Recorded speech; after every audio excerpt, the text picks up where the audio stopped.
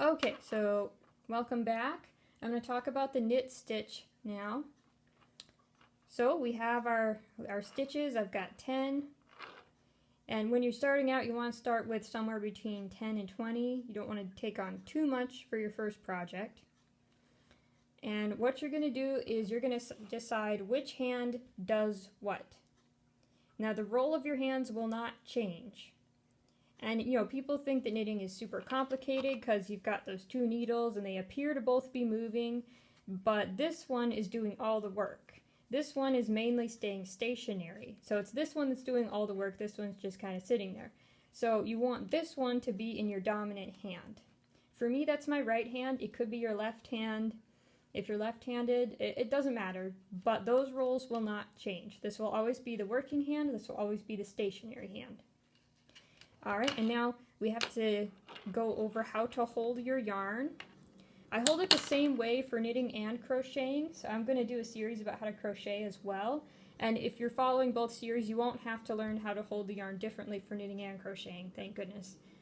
Okay, so what I've done, I don't know if you can see, but I've marked a little bit on this finger and this finger. The yarn's going to go over those fingers that I've marked, under, over, under. So you can mark those fingers as well to help you remember. So over pointer, under middle, over ring, under pinky. Okay, there we go. And now you're going to grab your work with your thumb and middle finger, and your pointer finger is going to stick out. Now it's kind of hard to remember to do that at first, but it'll get easier the more you practice. It's got to stick out because you don't want your yarn to be hanging on there dangling like this. You can't work with that.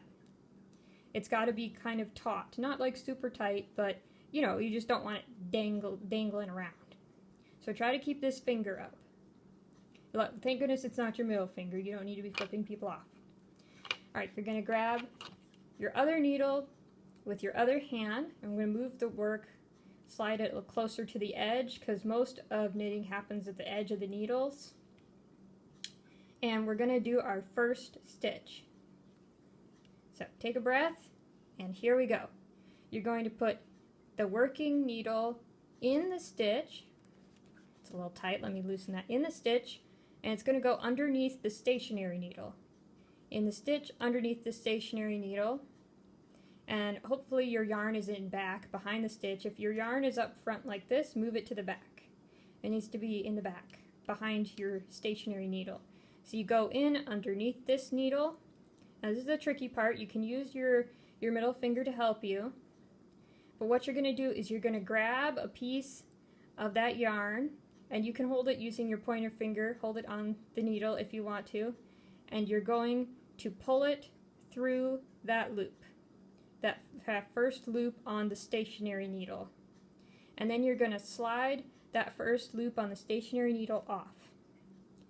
Now you always want to have the same number of stitches. If you started with 10, you guys still have 10. And we have 1, 2, 3, 4, 5, 6, 7, 8, 9, 10. Good, so we know we're not adding or subtracting any stitches. Alright, now I'll show you again. You're going to go through, this is a little tight, there we go, loosen it up. Go underneath the stationary needle, pick up the yarn. You can hold it on with your pointer finger if you'd like, and you're going to pull that little piece of yarn through that stitch on the needle, and then you're going to slide it off. And if you want to, you can count and make sure you still have the same number you started with. Alright, I'm going to do it a few more times here. Now, I'm sure you've seen people do it where they wrap the yarn around, or they don't hold it, they just wrap the yarn around and pull it through that way. You can do it that way, that's fine. I personally don't like it because you can't go very fast that way. Like, let me show you how fast you can go with this method. It's called the continental method.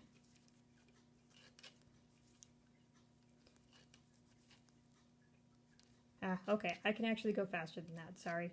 Just, the cast-on row is kind of hard to work with. Your other rows will be a bit easier, but you can go pretty fast that way, so that's what I like to teach.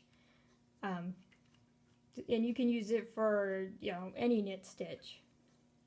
Alright, so you just did your first row of knit stitches.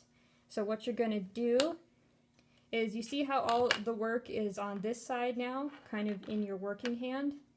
You want to move it, you want to turn the needle around so that your work is in your stationary hand.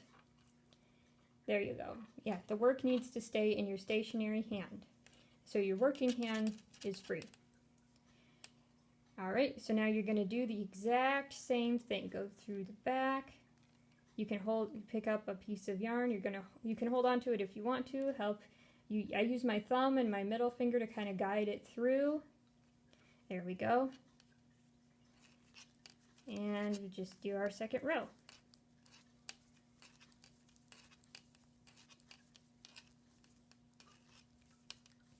Ta-da! See, that was a lot faster. The cast on row is kind of annoying. So just so you know, it does get easier. Alright, you turn it around and you do it again. Oh, there's a little fuzzy thing on there. Alright, and come back in the next video. I'll teach you the purl stitch. Thanks for watching.